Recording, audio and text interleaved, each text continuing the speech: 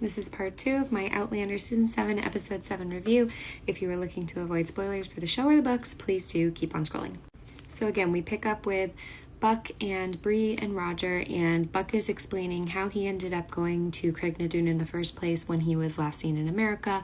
He also tells them that the year he traveled was 1778, so that is a year ahead of where we are in present time when we are with Jamie and Claire's perspective in the show. But when we then go back to 1777, we cut to the British camp, which is in Stillwater, New York, also near Saratoga.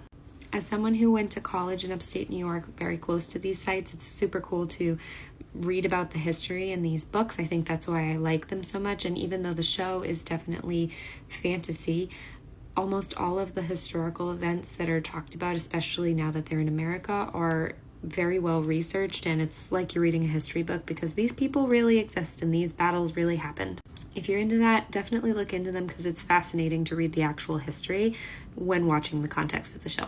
When we see William, he's amongst all of the officers in the British Army, and they are discussing a message that had arrived from General Howe. Now, if you remember in the last episode, the plan was originally that he would come up from the south and these armies up in the north would meet, and they would basically trap all of New England and cut them off from the rest of the country.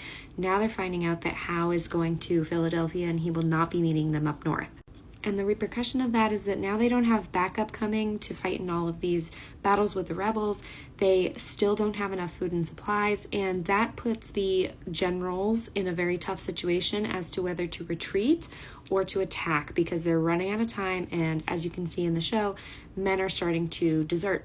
In an effort to counterset that, Captain Richardson is asked to basically distract some of the rebel armies on the way to Albany so that when this army that William is a part of then leaves after taking place in this Battle of Saratoga, that they gain a footing, so to speak, before they head that direction. And William doesn't want to do that because he really wants to stay and fight. Again, I'm going to do a character profile on Captain Richardson because I highly doubt the show is going to cover all that encapsulates this character, but he is another shady man. When we go back to Lallybroch in this episode, which we do a lot of back and forth, Roger reveals to Buck that he is his 3 times great-grandfather and that the name Jeremiah has been passed down through the years, and his son is named Jeremiah, which then eventually made its way to Roger's father and now his son. And when looking through his family tree to confirm, he finds the date that Buck supposedly dies. So come back for part 3 where we break that part down.